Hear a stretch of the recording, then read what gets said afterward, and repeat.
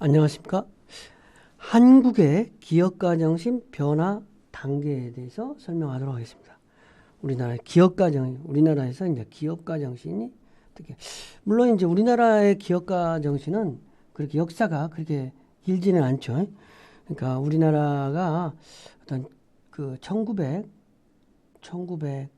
어떤 70년대, 이런 때부터 어떤 60년대 경제개발 5개년 이렇게 있고 70년대에 태동이 됐다고 볼 수 있겠죠. 그렇기 때문에 우리나라의 기업가 정신은 기업인이라고 하는 경우는 60년부터 잡고 뭐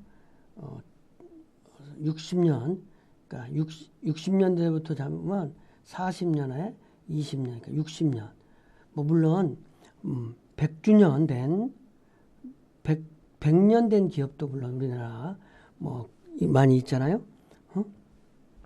두산그룹 같은 경우에도 창업한 지가 상당히 오래되고 역사가 있고 그렇지만 많은 우리나라의 기업이라고 하는 부분이 60년대, 70년대에 태동을 했다.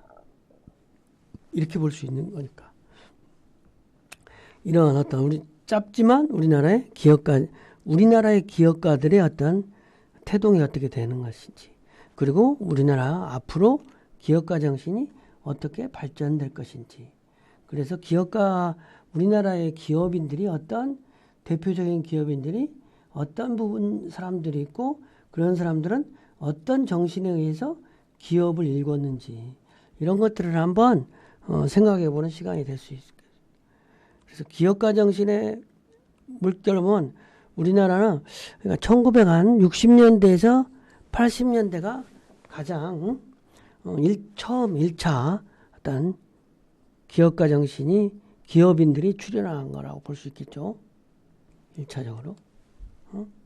그러니까 정부의 대기업 위주의 또 경제, 우리나라에서 대기업 위주의 어떤 박정희 대통령의 경제개발 5개년 계획이라고 하는 그런 걸로 해서 기업을 장려하고 육성하는 정책의 산물로서 대기업 위주의 경제도 성장하고 산업정책, 정부가 대기업 위주의 경제적인 성장을 위해서 산업정책을 펼친 이런 것과 같이 대기업들이 생겨났다는 거죠. 그러니까 우리나라는 60년대에서 80년대, 60년대, 70년, 80년, 한 30년간에 많은 대기업들이 생겨난 거라고 볼 수 있죠.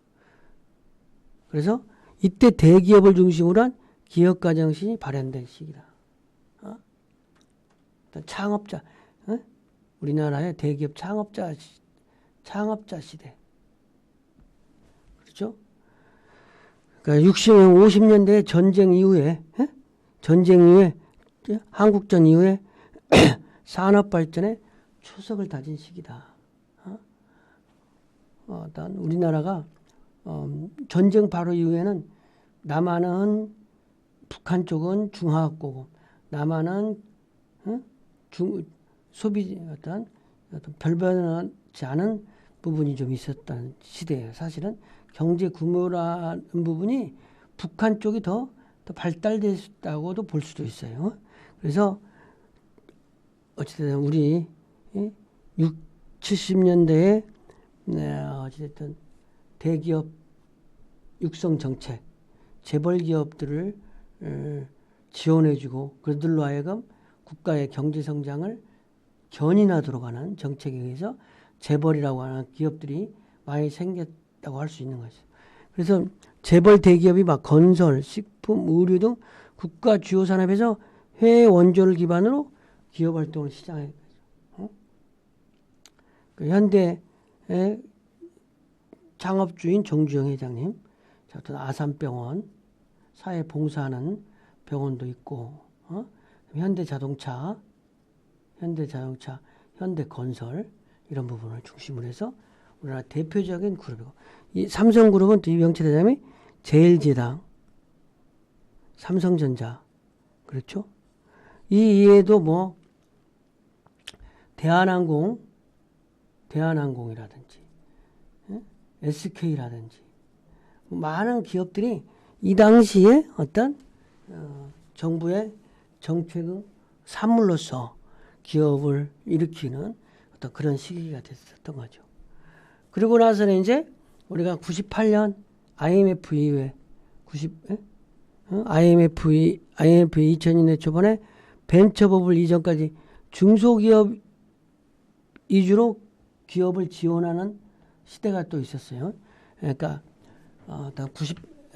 80년대 후반까지 그렇다면 90년대 IMF를 이후에는 또 벤처 기업을 존중하는 그런 시대.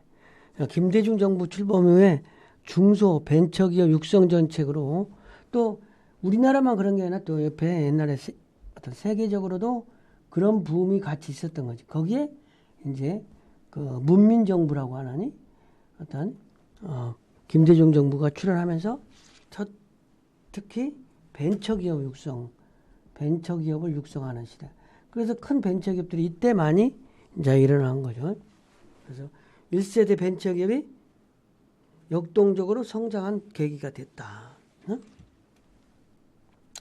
그러니까 이 IMF 이후에 어떤 2세대 이물결에는 기존의 안제품 위주의 하드웨어 중심의 중화학공업 위주의 대기업을 지원하는 정책이었다면은 그 이후에는 반도체, 전자제품의 정부 주도의 산업화 정책이 본격적으로 시작해가지고 벤처 기업인을 지원하고 육성하는 그런 시대였고, 그러다 보니까 그런 기업인들이 많이 태어났다고 할 수 있는 거죠. 그래서 우리나라의 기업가 정신 제3물결은 뭐냐, 이제. 2010년대 초반부터, 금융의 2010년대 초반부터 어찌됐든 4차 산업혁명 시대하고 거의 맞물리는 거죠. 4차 산업혁명 시대부터 이제 현재까지 어떤 제3물결에서는 우리가 어떤 세계적으로도 애플이 아이폰을 주도한 스마트폰 플랫폼을 등장으로 창업이 대중화 시대한 시기하고도 맞물리는 거죠. 그러니까 우리나라도 이때부터 이제 2010년대 4차 산업혁명에 있다 보니까 여기는 창업이 대중화된 그런 시대이고, 그리고 또 소상공인을 지원하고 육성하고 이런 것들이 막 붐이 불기 시작한 거예요. 그래서 정부에서도 정부의 주도의 창업 활성화 정책으로 창업의 양적 확산에 기여하는, 그래서 어떤 창업 사관학교라든지 정부에서 주관하는 창업 사관학교 이런 것도 운영하고, 그리고 또 소상공인 육성해주고 지원해주고, 중소기업청이 아니라 벤처 중소기업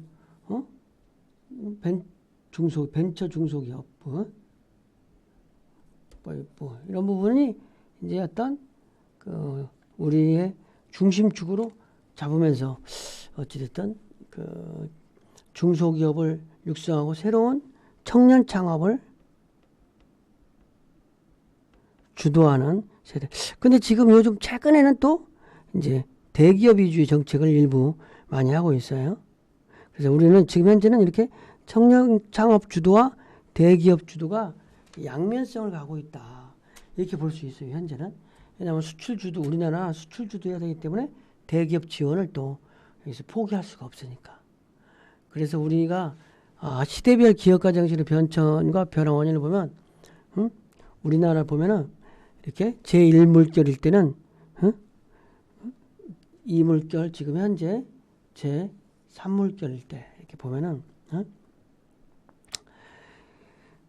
80년대까지도 기업가, 어떤 기업가로서 사람을 보면은 이병철, 정주영, LG, GS 하는 LG의 구인의 어떤 박태준, 포항제철 이런 부분이라는 거죠. 그래서 경제 성장률도 보면 8%, 7% 급속하게 성장을 했어요. 90년대까지는 이렇게. 그죠? 우리나라 경제 성장률이 6, 70년대 8%, 80년대 7% 이렇게 성장을 했다는 거죠. 근데 제2물결인 벤처 성장기는 6%, 그 다음에 조정기에는 이제 4.8%. 이 제2물결에서 벤처 성장기에 이제 이때 뭐 김택진이라든지 네이버 창업자라든지 이런 사람들이 이때 출범을 한 거예요. 그리고 현재 이제 카카오, 김범수라든지 그다음에 김봉진이라고 해서 지금 배달의 민족이라든지 뭐 여러 가지 어떤 회사들이 많이 나왔더라고요. 그래서 창업 대중화 시기 2010년대 어떤 글로벌 동남아시아 성장 유비쿼터스, 그다음에 산업 특성도 IT 융합산업, 서비스 산업, 바이오 및 에너지 등을 기반으로 한, 그다음에 자원 원천은 창의성 및 아이디어, 기술 및 어떤 시상 및 자금 확보. 그다음에 창업 동기를 우리가 이제 기업가 정신이니까 창업 동기를 좀 하고 경쟁력 원천을 좀 봐야겠죠. 우리가 이 제1물결에서는 창업 동기가 정부 주도, 공업화 추진, 여기도 또 정부 주도 이런 거였다면 제2물결 90년대에서 2000년대에는 사회적 분위기 수익 창출 기술 산업화, 그 다음에 선도적 원천 핵심 기술, 그 다음에 신기술의 사업화, 선도적 기술 혁신이었다면 3물결 기업가 정신 요즘의 최근의 트렌드는 창업 동기가 사회 경제적 성공, 자아 실현, 사회 문제를 인식하고, 그 다음에 비즈니스 모델, 글로벌 마인드, 네트워킹 역량, 실행력 이런 걸로. 근데 이제 우리가 봐야 될 거는 이게 성장률에 또 여기는 이제 저성장 시대가 된 거예요. 저성장 시대. 그죠? 학습을 좀 정리하시면. 그러면 이제 학습을 정리하는데 우리가 기업가 정신 제3물결 최신의 이 부분에 우리가 주안점을 두고 좀 봐야 되겠다. 그래서 창업이 대중화된 시기에 기업가 역할들이 이렇게 IT 기업들의 역할이 크고, 기회의 특성은 글로벌화, 유비쿼터스 접속 환경에서 창업 동기는 사회경제적 성공이라든지 자아 실현을 위해서 글로벌 비즈니스 모델로서 네트워킹 역량을 강화하는 방향으로 이제 어떤 기업가 정신이 발현되고 있다. 이렇게 보면 되겠습니다. 이번 시간 강의를 마치겠습니다.